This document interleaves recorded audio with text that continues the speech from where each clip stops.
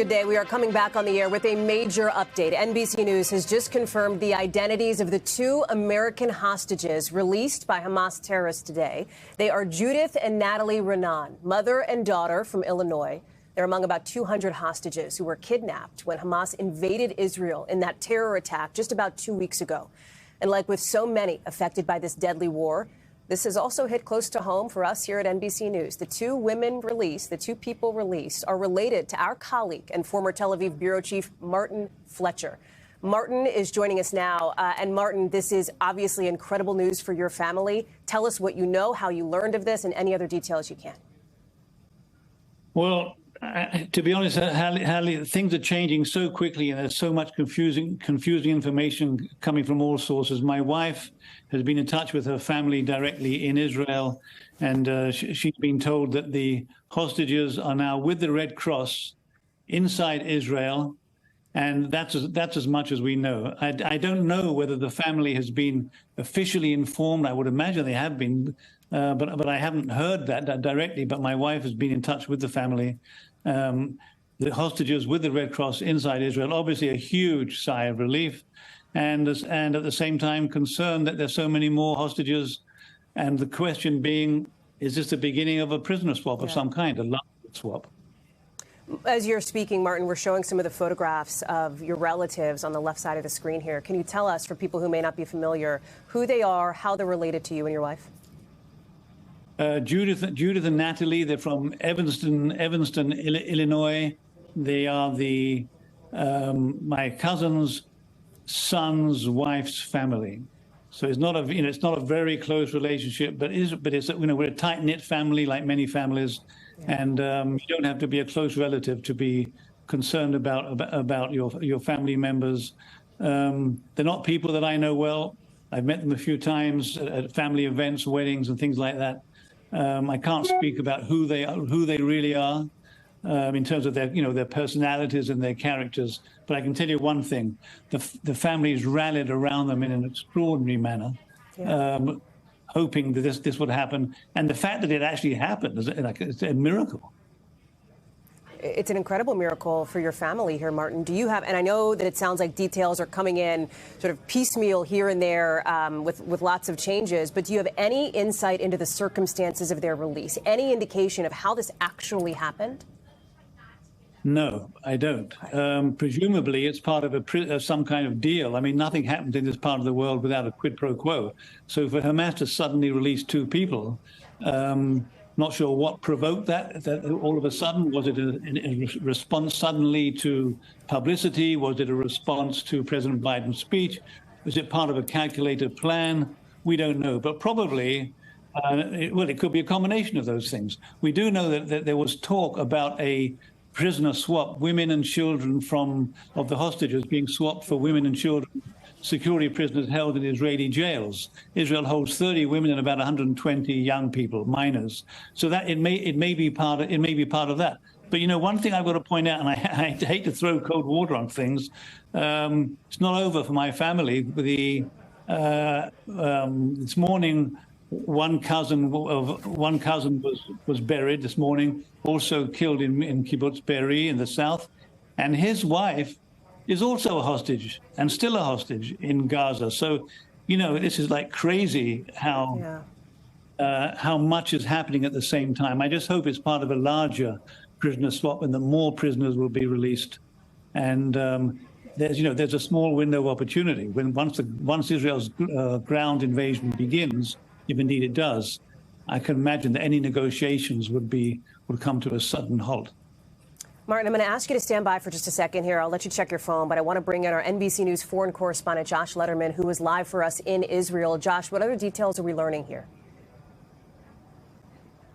Well, we are waiting a briefing from the Israeli military really at any moment, Hallie. But in the meantime, we have just heard from Israeli Prime Minister Benjamin Netanyahu's office in a statement in which they are not only confirming the identities of these two Americans, Martin Fletcher's relatives, Judith Raanan and Natalie Raanan, but the Israeli Prime Minister's office is also giving us new details now about their location and how they got out of the Gaza Strip. They say that they were met at the Gaza border by brigade Brigadier General Gal Hirsch, along with forces from Israel's military, and they were received by those forces at the border and are, this moment, according to Bibi Netanyahu's office, they are on their way to a meeting point in the center of Israel, where they are expected to be reunited with their family members, who are, of course, desperately waiting to see them in person and to see that they are both alive and well. The Prime Minister's office Josh, going I'm on. going to ask you to give a second here, because we're going to listen into this IDF briefing for just a minute.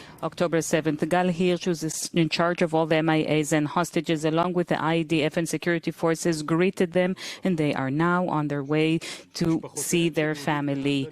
The family members of Judith and Natalie were informed by the IDF regarding all the details, and we're going to keep informing the Israelis and others about other details. The entire security establishment, as well as the IDF, will continue to do everything they can in order to bring back those who are missing and to bring back the hostage, to find those who are missing and to bring back the hostages home. Hamas is currently trying to show itself to the world as if they had returned these hostages for humanitarian reasons. But this is a murderous terrorist organization that is still holding on to babies, children, women, elderly, who were abducted into the Gaza Strip, and they're continuing to commit war crimes against all of humanity. In the north of Israel, over the past 24 hours, we killed terrorists that fired at IDF soldiers near the town, near the community of Margaliot, and 4 others who tried to shoot at Israelis and security forces. In Gaza, we are continuing to our attacks and assaults all the time. We are targeting all those who participated in the planning of the horrendous events of Saturday, October 7th.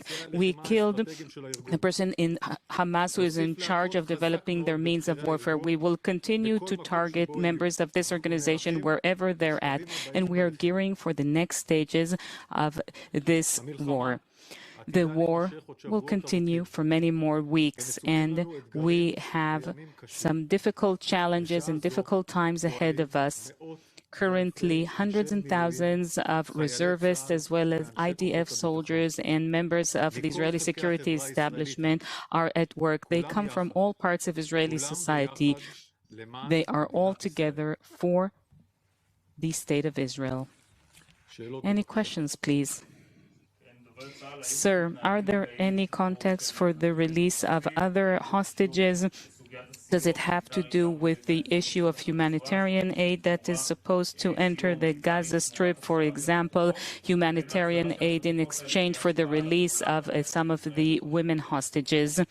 We are currently in an effort. It is a top priority for Israel to bring back the hostages and to locate and find all those who are MIAs. The effort is on the intel level, on the civilian level, the military levels. We are exhausting every option, and along with that, we're continuing our warfare against Hamas, and we are preparing for the next stage in this war. As we're speaking, the crossing points are closed. No equipment is currently entering the Gaza Strip, and I am going to inform everyone once the IDF and the Israeli government decide otherwise. When you're talking about the efforts regarding the release of all hostages, are you also referring to Israeli hostages who have been held by Hamas in the Gaza Strip for several years? Your question regarding the Israeli civilians and the Shaul family and Golden family who have been in Gaza even since before this current event, and the answer is yes, all those who were abducted. Any more questions? So good evening then, and Shabbat Shalom. You have been listening to a briefing there from a spokesperson at the Israeli Defense Forces, the Israeli military, confirming what we have been reporting here at NBC News, confirming the release of those 2 American hostages, 2 women from Illinois. You see their pictures on the left side of your screen. They were released, as we're getting more details now, along the border of the Gaza Strip, taken by Israeli military and security forces, and then transferred to what they describe as a meeting point at a military base in Israel. Their family has been notified. Their family members are waiting to meet them in what is all but certain to be an incredibly emotionally intense reunion for for these people, for this family who had their loved ones abducted by Hamas terrorists in that attack nearly 2 weeks ago. These are the first two hostages, remember, the first two hostages, period, that we have seen Hamas release since this war has begun. I want to bring in NBC News foreign correspondent Josh Letterman in Israel for us. And Josh, some new details there, emphasis on some, but not a lot of context surrounding any kind of insight into the negotiations. Why Hamas at this point decided to let these two people go? Exactly right. And there are going to be some significant questions in the hours and days ahead, Hallie, about what Israel had to potentially give up in exchange for this, what the prospects are for getting additional Americans released, as well as the other Israeli hostages who are now in the Gaza Strip. But even more so, what this potentially means for Israel's expected ground incursion into the Gaza Strip. Does this change the calculus at all? Does this raise the prospect that if Israel were to hold off on that ground incursion, that additional hostages could come home? And if so, how is that received and deliberated on within the Israeli government? Because we know that Israel has really been gearing up for this. We've seen the tanks and other military assets really amassing on the border with Gaza. And in the last 24 hours or so, we've heard from Prime Minister Netanyahu gearing up these troops to go in. The defense minister telling troops they will soon be seeing Gaza from the inside. But clearly, according to the Qataris, there has been a diplomatic breakthrough here that they believe could lead to even more Americans and other hostages being released. And so that is going to be a major factor, not only for the Israeli government as they decide how to proceed, but also for the governments around the world who also have hostages currently in the Gaza Strip and want to see Israel prioritize bringing those people home safely before there is a ground incursion that could potentially lead to significant casualties, including possibly those of hostages that are now in the Gaza Strip, Hallie. Josh Letterman live for us there in Tel Aviv tonight. Josh, I'm going to ask you to stand by, and I want to bring back in now our former Tel Aviv bureau chief, our former foreign correspondent here at NBC News, Martin Fletcher. And Martin, as we've talked about here, these two women that have just been released are members of your extended family. They're relatives of your wife's. They live, of course, in Illinois, as we've been talking about here. And without losing sight here, Martin, of the 200 other people, roughly, who remain in Hamas captivity now, kidnapped by Hamas, what an incredible moment for your family here. I mean, can you believe it? It's like a miracle. We were talking about it yesterday, and we would, would they be human shields? Would they be killed in the invasion, Israel's invasion in Gaza? Nothing good could possibly happen. And then suddenly, bang! I mean, what an about face. And as I mentioned to you before, that although the family clearly is celebrating, and I haven't spoken to them in the last half hour, I imagine that's because they're on the way to the border to meet Natalie and Judith. They haven't got time to talk to me. What a moment! But I just need to emphasize, it's not over for this family. I didn't know this, but while my family also buried somebody who was killed in that attack. October 7, that guy was killed and buried today. His wife is now still a hostage in Gaza. Yeah. So there's another hostage. And it's not only my family, it's like every family involved, because it's such a tiny country, 1 or 2 degrees of separation. And everybody who was caught up in that attack was from a certain kind of people, if you like, people who settled on the border with Gaza, mostly farmers or working locally. A certain kind of person answered the call from the Israeli government in 1967 when the government said, go settle around the newly conquered area of Gaza, create a kind of security buffer zone of kibbutzim and settlements. And that's what they did. They answered that call. And the contract with the government was, we'll live there in that dangerous area and you'll protect us. And that contract between the government and the people collapsed. Martin, the last time we spoke, I asked you how your wife was doing, because she obviously is the one who's in contact here with some of these relatives. You said she was in tears. I assume tears of joy. How is she doing now? Well, she couldn't sleep she couldn't sleep for a week, and then she gave me the news, and now tears of emotion. I mean, before she was crying tears of anguish. Now she's, I guess, crying tears of joy. And my wife is not a sentimental, particularly woman. She's a kibbutznik. She grew up in a hard area in the Jordan Valley. She spent 2 years sleeping in a bomb shelter when they were being shelled by the Syrians when she was a child. So she doesn't come from a background of, oh, my God, this is terrible.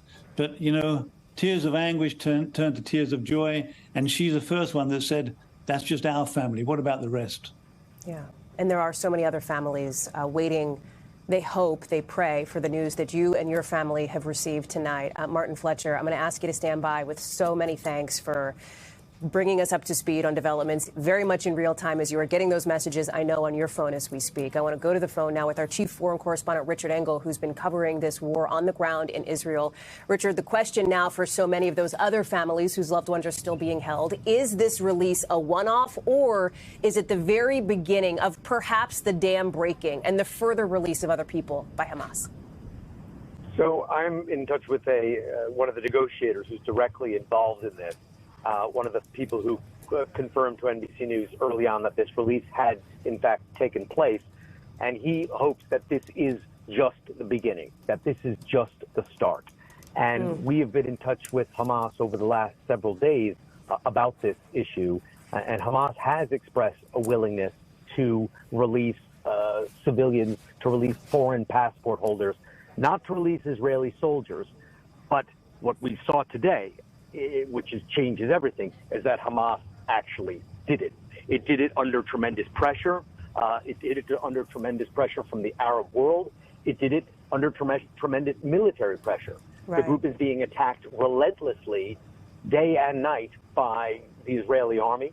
It is under threat of an imminent invasion, an invasion that could be launched at any time, an invasion clearly now that is going to have to be recalibrated, recalculated, now that Hamas is showing some goodwill in releasing these hostages. So I think now there's absolutely going to be an effort to use this as a starting point. Those hostages who are now on their way to be reunited with their families undoubtedly are going to be debriefed. What do they know? Were they held with other hostages? What intelligence might they have? What is the condition of the other hostages? And we know that movement is underway on this issue because just a few hours before this happened, the Israeli military, this is the second briefing that you just heard live on television. This is the second briefing that the Israeli military has given about hostages. Earlier today, the military, the IDF, said that it has information that there are about 200 hostages held by Hamas still in Gaza, and that, quote, most of them are still alive. Now, the Israeli military wouldn't announce that itself if it didn't have some sort of certainty, it didn't have proof of life.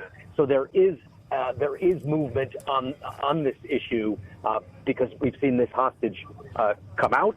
We've seen these two people on their way out to freedom, and we've heard about the Israeli military just hours earlier talking about how most of them are still alive. So contacts are clearly underway.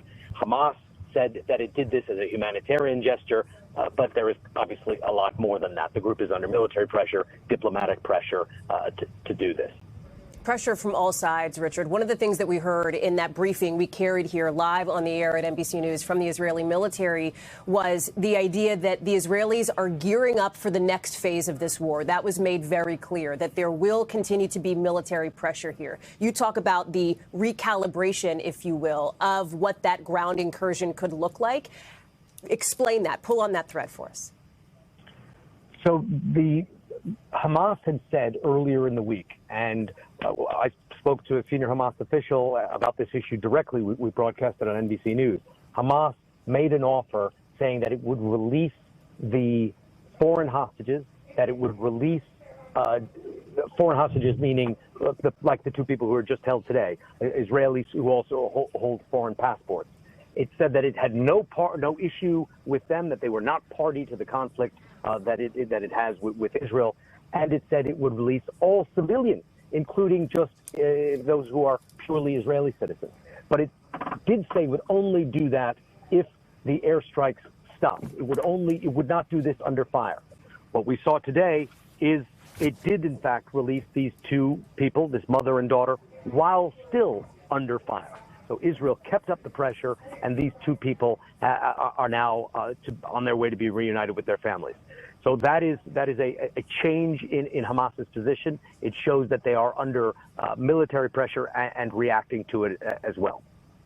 Richard Engel, thank you. I'm going to ask you to stay on the line here for a minute while we bring in Jeremy Bash now, former chief of staff at both the CIA and Department of Defense, and an NBC News analyst. So, Jeremy, this is very clearly a moment of de-escalation with the release of these two hostages. Can it last? If it's a moment of de-escalation, Hallie, I think it's a very small and tiny moment. It's certainly hopeful for the Raanan family. It's going to be a joyous reunification for Judith and Natalie with their loved ones who have been so concerned about them. But there are 200 hostages, including as many as 13 Americans. I know someone like Hirsch Goldberg-Pollen, who is grievously wounded. He's got Chicago roots. He's an American. I mean, these are families that are deeply concerned about the welfare of these hostages. So, I think 2 is great and every life is precious. But the enormity of this hostage crisis really means that this was in my view, a very small offer or gesture by Hamas or Islamic Jihad or whoever was holding them. And we don't really know why they released them. We don't know if they released them because they had to move positions and it was too difficult to move with the hostages. We don't know if, for example, the Israeli military had them in their sights and there was a potential raid or an operation underway. We don't know the details. And so I think the IDF and the Shin Bet, the Israeli Internal Security Service, is going to first make sure that they're healthy, but very quickly try to debrief these two hostages and try to learn every single thing about their captivity that they can learn. You have been inside an administration, Jeremy, at moments of critical diplomacy, of critical intelligence gathering. What's happening behind the scenes for the Biden administration at this moment?